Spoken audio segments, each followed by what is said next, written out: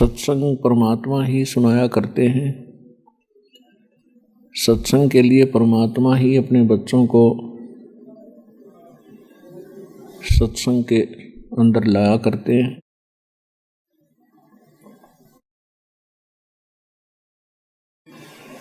प्रथम तो मानव शरीर मिलना बड़ा दुर्लभ बताया प्रत्येक सदग्रंथों में महापुरुषों ने, और मानव शरीर के उपरांत सत्संग मिलना ये उससे भी दुर्लभ है। और आप जी को दोनों ही सुअवसर प्राप्त है। मानव शरीर प्राप्त है, आपको सत्संग भी प्राप्त है। अब परमात्मा ने अपनी वाणी में कहा है कि समझा है तो सर धर पाओ और बहुर नहीं रे ऐसा दाव। अब ये ज्ञान जो सत्संग सुनाया जाता है, यदि तेरी समझ में आ गया है तो अब विलंब ना कर सिर पे पांव धर, अर्थात बहुत तेज दौड़। तेज दौड़ने का तात्पर्य ये है कि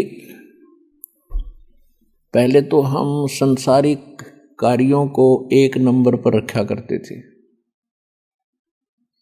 परमात्मा के नाम के विषय में हम कहते थे अभी टाइम नहीं है, बुढ़ापे में लूँगा, अभी तो बच्चों का परवरिश करना है, इनको पाले पोसेंगे, पढ़ाएंगे, फिर इनका विवाह करेंगे, फिर बाद में भक्ति करेंगे।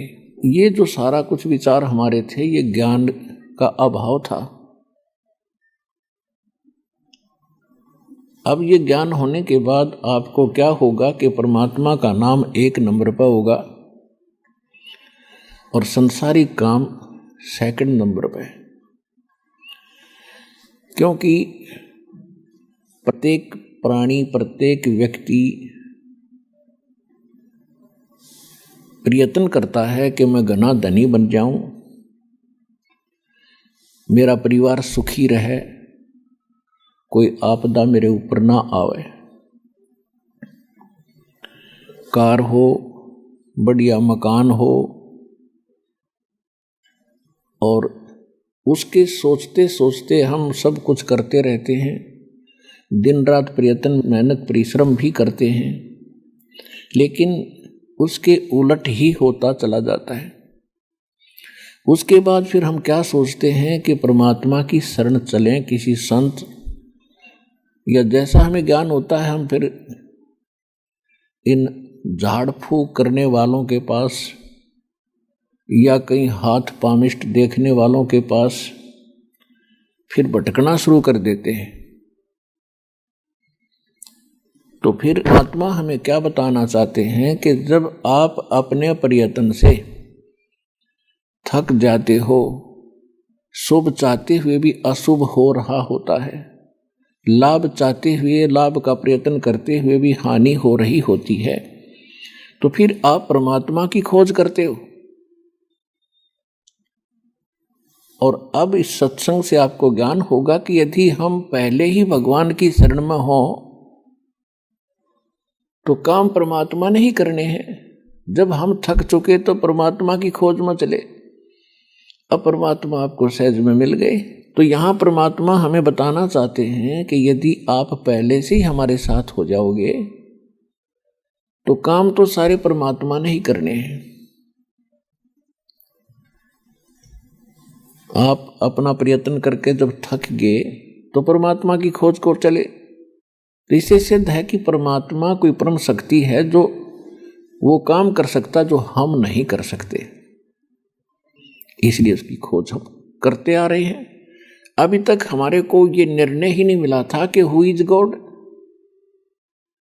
वो परमात्मा है कौन जो जिसके विषय में हम सुनते आए हैं, अंधे को आंख दे, कोढ़ी को काया, और बांझ को पुत्र दे, निर्धन को माया।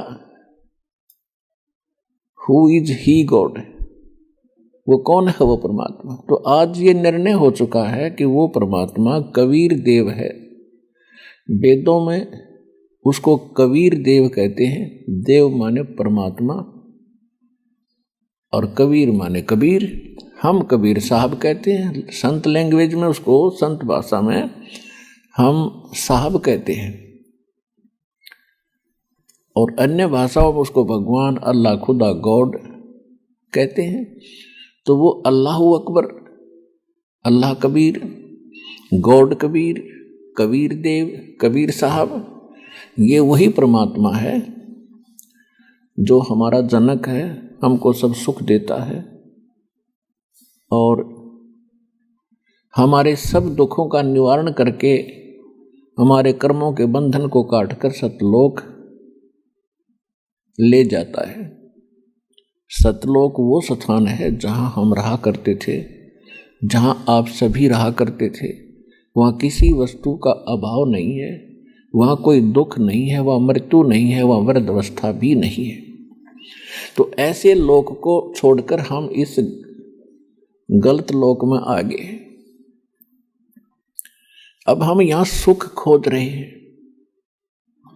ये हमारी भूल है कि हम इसे लोक में, इस दुखदाई लोक में सुख की खोज कर रहे हैं। यहाँ सुख सपने में भी नहीं हो सकता, किसी पूरी पृथ्वी के राजा को नहीं हो सकता, और किसी भी अन्य आइटम से आपको सुख नहीं हो सकता, क्योंकि यहाँ वो सुख है ही नहीं। हमने दुख, भारी दुख से और हल्के दुख को सुख मान लिया। किस प्रकार? जैसे एक व्यक्ति के 3 पुत्र थे,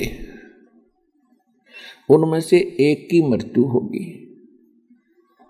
वो बेहाल था, रो रहा था, सांत्वना देने वाले लोग जा रहे थे, समझा रहे थे।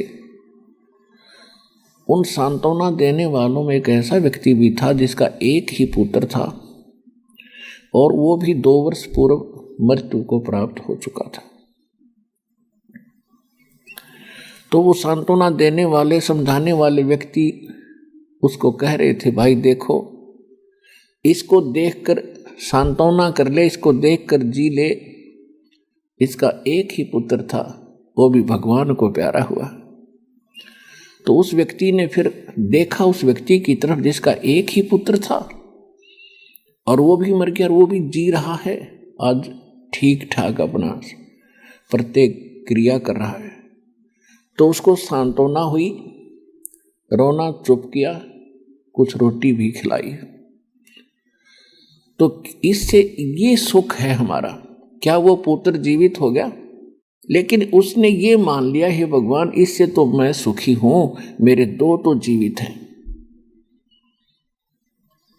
तो परमात्मा कहते हैं, झूठे सुख को सुख है, तू मान रहा मनमोद, ये सकल जबीना काल का, और कुछ मुख में कुछ बोध। साथी हमारे चले गए, हम भी चालन हारे, कोई कागज में बाकी रह रही, ताते लगी है वार। परमात्मा अपने ऊपर उदाहरण देकर आप सभी आत्माओं को समझा रहे हैं कि यहाँ कोई ना रहे और ना रहा। ये लोक आपका नहीं है, ये आपका ठिकाना नहीं है। आप गलती से यहाँ सेट होने की कुचेष्टा कर रहे हो। उदाहरण देकर परमात्मा बताते हैं, पृथ्वीपति चकवे गए, जिनके चक्र चलंत, रावण सरीखे कौन गिने, ऐसे गए अनंत। सर्व सोने की लंका थी, वो रावण से रणधीरम, एक पलक में राज विराजी, जम के पड़े जंजीरम, मन तो सूखे सागर बसरे, भाई और न ऐसा यसरे। यहाँ आप एक गांव में, शहर में बड़ी सी कोठी बनाकर या कोई छोटी मोटी पोस्ट प्राप्त करके